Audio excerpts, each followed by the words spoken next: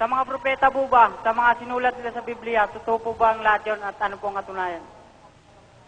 Tandaan mo kapatid, yung mga propetang nagsulat sa Biblia, yung nasa Biblia ngayon, mula kay Propeta Moises, hanggang sa kahuli-hulihang propeta, diyan sa nababasa mo sa Biblia, si Malakias, tapos marami pang iba. Siyempre, ang sinulat nun, totoo lang.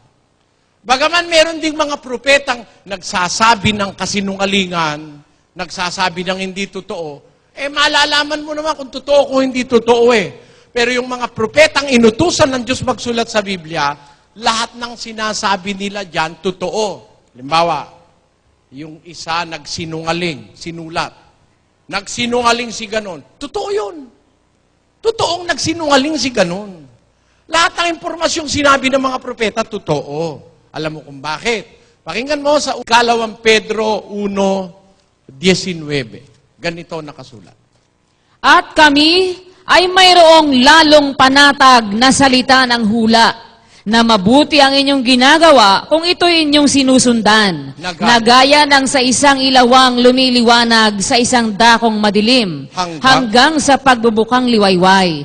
At ang tala sa umaga ay sumilang sa inyong mga puso. Na maalaman muna ito, na alinmang hula ng kasulatan ay hindi nagbuhat sa sariling pagpapaliwanag.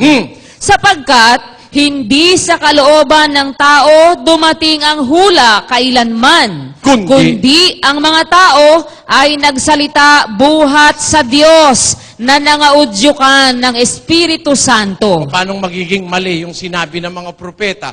Ang hula ng kasulatan, hindi nagbuhat sa sariling pagpapaliwanag ng mga propeta o ng tao, kundi ang tao nagsasalitang buhat sa Diyos na nauudyukan ng Espiritu Santo.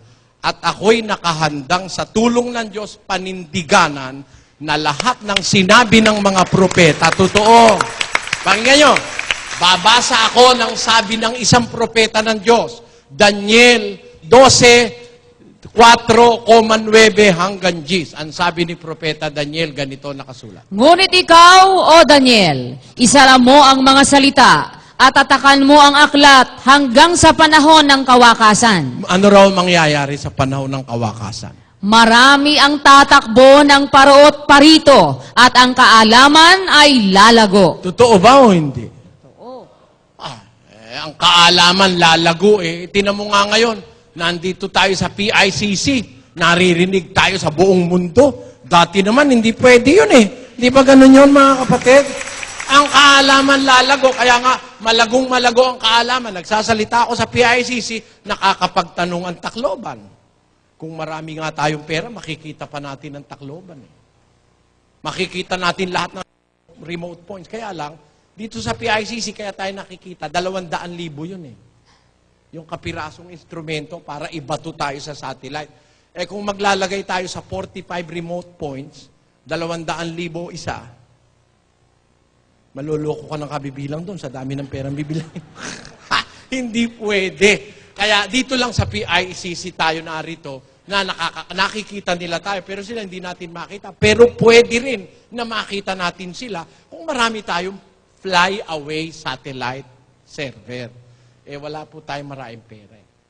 Kaya, yun sabi kay Propeta Daniel, ang kaalaman lalago, technology, science, knowledge shall be increased. Totoo O ano ngayon ang tutol natin? Bago nangyari, nakasulat na. Biro mo, nung isulat yan ni Propeta Daniel, halos magta-3,000 taon na ngayon. Wala pa si Kristo, sinulat yan na sa panahon ng kawakasan, ang kaalaman ay lalago. Tayo ngayon ang saksi. Lumago naman talaga ang kaalaman, di ba, mga kapatid? So, ang sinasabi ng mga propeta, totoo. Yun po yan. Ano pa ang sabi niya? Sa 9. At sinabi niya, yumaon ka ng iyong laka, Daniel, sapagkat ang mga salita ay nasarahan at natatakan hanggang sa panahon ng kawakasan. Marami ang lilinisin at papuputiin at dadalisayin. Ngunit ang masasama ay gagawa na may kasamaan. At wala sa masasama na makakaunawa. Ngunit silang pantas ay mga kakaunawa. Kanyo, maraming lilinisin sa panahon ng kawakasan. Alam nyo, ito ang nabasa ko na nagpatibay sa akin na hindi totoong matutuloy ang nuclear war. Kasi pag natuloy ang nuclear war, kukunti na lang matitirang tao eh. Dito sabi, sa panahon ng kawakasan, bago dumating ang Panginoon at magwakas ang lahat ng bagay, marami ang lilinisin. Marami ang papuputiin. Marami palang marumi ngayon. Marumi, no? Ginagamit naman yung salitang lilinisin pag marumi, hindi ba? Talaga ngayon, maraming lilinisin. Ngayong panahon ito ng kawakasan, maraming lilinisin. Maraming papuputiin. Maraming dadalisain. Ngunit, wala sa masasama na makakaunawa. Silang mga pantas ay makakaunawa. Sa panahon din pala ng kawakasan, may mga pantas na makakaunawa nung salita ng Diyos. Ano pakiramdam nyo? May nakakaunawa ba ngayon ng salita ng Diyos, mga kapatid? Ako palagay ko meron eh.